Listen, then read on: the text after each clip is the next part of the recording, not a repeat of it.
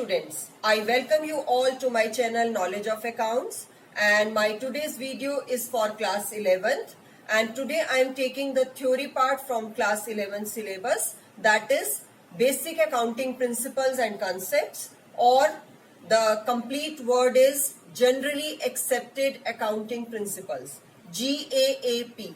Okay, so today I am taking that part only, and in which I will explain you all 15 principles one by one in a brief manner, because the theory part is not too much to be elaborated. So I will try to complete these 15 principles in this video only. So first of all, I will take the first principle, that is business entity concept. So पहला हमारा principal है business entity concept. अब what is the meaning of entity? Entity means recognition और पहचान आप कह सकते हैं. सो इसमें हम क्या कंसीडर करते हैं? It is considered that business and the owner of business both are separate, both are taken as a separate unit. In accounts आप बिजनेस को अलग मान के चलते हैं और ओनर को अलग मान के चलते हैं. The expenditure of business are recorded from the view point of business only. यानी जो भी बिजनेस के खर्चे होंगे वो बिजनेस के तरफ से आप रिकॉर्ड करते हैं, बिजनेस के व्यू से रिकॉर्ड करते हैं, not from the owners point of view. And whatever money is invested by the owner in the business is treated as liability. Owner जो भी पैसा लगाएगा वो बिजनेस के लिए क्या बन जाएगा? लाइबिलिटी बन जाएगा. And what ever money the owner is withdrawing, that will be treated as drawings. So that means business and owner both are separate. Expenses of business will be recorded, and owner's expenses, if he is withdrawing from the business, that will be treated as drawings. Okay. अब हम आते हैं next concept के ऊपर, that is money measurement concept. अब money measurement accounts will only record the transaction which can be measured in terms of money. अब इसमें हमारा प्रिंसिपल क्या बोलता है? जो भी ट्रांजैक्शंस या जो भी एक्टिविटीज बिजनेस में होंगी, if they are measurable in terms of money, अगर आप उनको मनी में मेजर कर सकते हैं, दैट मीन्स रुपीज में कैलकुलेट कर सकते हैं, then only it will be recorded in accounts. Otherwise, if the transaction can't be measured in terms of money, howsoever it is important, it will not be recorded. Okay. So next, I think these two are clear. Next is your going concern concept. Going concern, going का मतलब जो हमेशा चलता रहेगा. Business is treated as a unit which will go forever. यानी business में जो भी अकाउंटिंग की जाती है वो इस बेसिस पे की जाती है कि business will continue for a longer period of time and it is not going to close within one or next year or within 1 or 2 years. Okay. So इसमें हम जो भी चीजें रिकॉर्ड करते हैं वो इसी बेसिस पे रिकॉर्ड करते हैं, जिसके अंदर हम डिफरेंशिएट करते हैं what are the regular expenditure, जिनको कि हम रेवेन्यू एक्सपेंडिचर बोलते हैं, and what are the capital expenditure which are done for a longer period of time like purchase of asset. Okay. So they are recorded separately under this concept only. I think it is clear. Going concern, that business will go forever. तो यानी whatever balances are of 1 year, यानी जो भी एक साल के and में जो भी बचेगा, that will be continue to the next year and transferred the balance in the new books of accounts. So this principle says this. Then comes the fourth principle, that is dual aspect principle. Now dual मतलब double. Okay. Dual aspect principle says that every transaction has 2 aspect. हर transaction के 2 aspect होते हैं. Okay. अगर एक person receive कर रहा है तो दूसरा गिव कर रहा है, यानी गिवर है. One person is receiver and other is giver. If something is coming in the business, something is going out also. Okay. Like अगर हम गुड्स परचेज करते हैं तो गुड्स हमारे बिजनेस में आ रही हैं और कैश बाहर जा रहा है, तो in that manner you will record the transaction with double aspect, and one aspect is debited and another aspect is credited. इसी से हमारा जो डबल एंट्री सिस्टम हमारा वो इसी से ओरिजिनेट हुआ है. So we call it dual aspect or double entry aspect principle also. यानी ड्यूअल एस्पेक्ट का मतलब इसमें दोनों एस्पेक्ट रिकॉर्ड करेंगे. एक अकाउंट को आप डेबिट करते हैं तो दूसरे को आप क्रेडिट करते हैं, and every debit and credit has you can से इक्वल अमाउंट, यानी इन वन एंट्री. एक एंट्री के अंदर debit and credit must be equal. That so many times I have told while doing the journal. So in this what you have to do, debit and credit must be equal, और इसको अगर आप proper words में लिखेंगे, every debit must be having equal and corresponding credit. Okay, so the dual aspect principle says that कि आपकी एक transaction दो बार रिकॉर्ड होगी, एक बार डेबिट पे एक बार क्रेडिट पे. अब हम आते हैं next principle, that is full disclosure principle. अब फुल डिस्क्लोजर प्रिंसिपल हम किसको बोलते हैं? डिस्क्लोजर का मतलब होता है ओपन करना, क्लोज का मतलब बंद, disclosure means open. So here all the material information should be disclosed. यानी बिजनेस के अंदर, अकाउंटिंग के अंदर जो भी आप रिकॉर्डिंग कर रहे हैं, that should be disclosed in a proper manner. यानी any information, it should not be hidden or it should not be hided by the accountant. It should be cleared in every manner. So whatever material, यानी जो भी relevant और important information है वो बिल्कुल disclose होनी चाहिए. सो this principle says this. Okay, और जो आपके अकाउंटिंग प्रिंसिपल्स है, इन्हीं से आप अकाउंटिंग करते हैं. So while preparing accounts or while doing accounting, we have to follow these principles. Okay, and they are accepted by everyone. Okay, so our chartered accountants have framed these principles, so we assume that they will be accepted by everyone. Now the next is your accounting period concept. Now I'm taking the sixth one, that is accounting period concept. Now what is the period? If a business is running for a longer period of time, so it has to maintain its account in different intervals. यानी हर business को अपनी accounting तो करनी ही पड़ेगी under different intervals.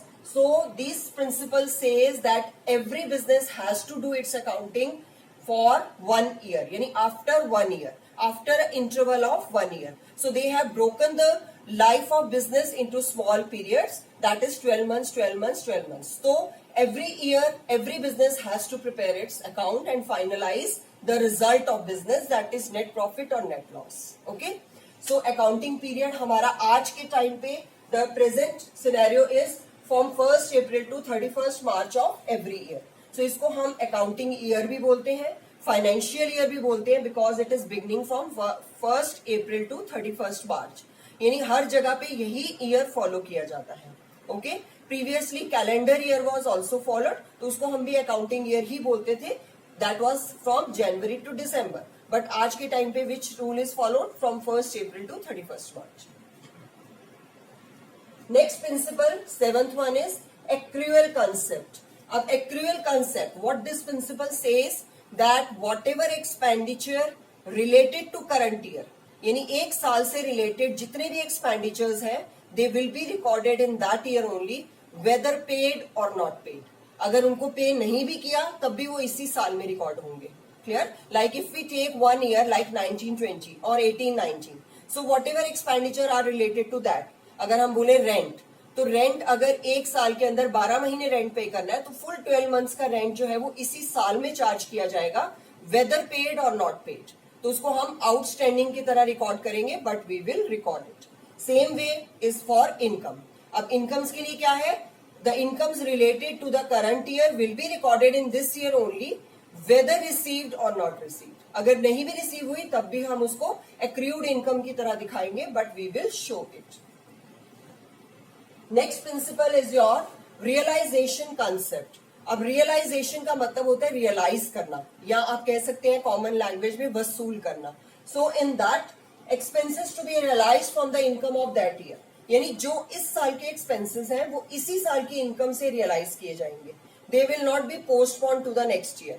Like if a business has produced this year 10,000 units of a product. Okay, अब वो 10,000 units उनकी सेल नहीं हुई, अब नेक्स्ट ईयर में वो सेल होंगी, तो इस साल में एक्सपेंसेस आ गए, अगले साल में सेल की इनकम आ जाएगी. No, it will be recorded in this year only, so that goods of 10,000 will be shown as unsold stock.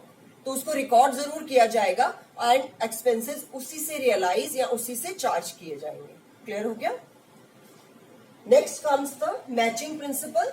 It is also all the expenses to be matched with the revenue of that year particularly, यानी उस साल के expenses उसी साल की income से match किए जाएंगे. These two principle are almost same. Okay, match में आप रियलाइजेशन में होता है कि expenses to be realise from that years income, और इसमें है आपको एक्सपेंसेस और इनकम को सेम ईयर के एक्सपेंसेस को सेम ईयर की इनकम से मैच करना है. Clear? Next comes the historical cost concept. अब हिस्टोरिकल कॉस्ट क्या है आपकी? The cost which we have spent और incurred in the previous time period. यानी हमने पिछले टाइम पीरियड में, तो यानी all the assets of the business are recorded on the cost which the business has incurred in the previous time period. Like अगर आपने आज से 4 साल पहले एक मशीनरी खरीदी है तो मशीनरी की वैल्यू वॉज 2 लाख, तो आप उसको हर बार 2 लाख पे ही रिकॉर्ड करेंगे इन the business and after deducting the depreciation. यानी हर साल की जो डेप्रिसिएशन है वो 2 लाख में से आप डिडक्ट करेंगे. You will not see the market price of that particular asset.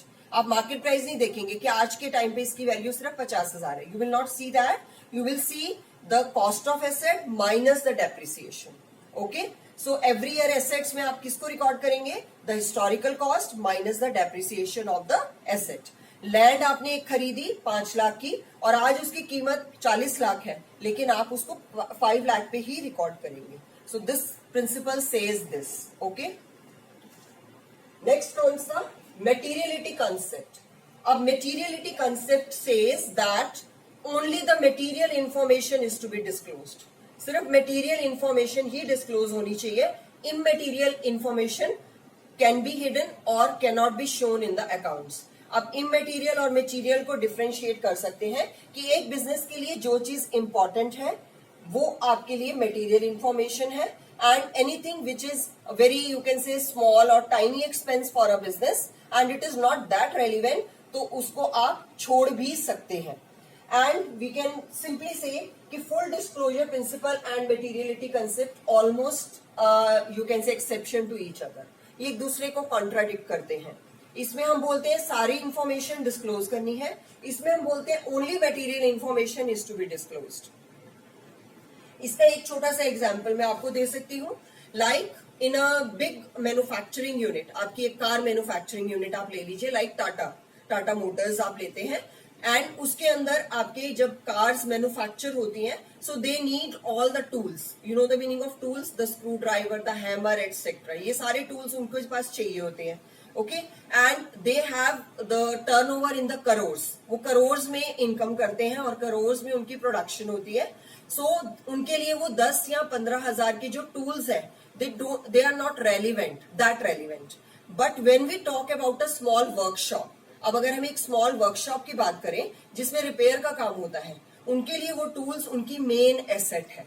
Okay, so उनके लिए वो इंफॉर्मेशन रेलिवेंट है, मटेरियल है. So they have to disclose the loose tools in the assets. Okay, लेकिन अगर टाटा मोटर्स वाले उसको ना भी सेपरेटली शो करें and they can show it in the stock only, it will be worked.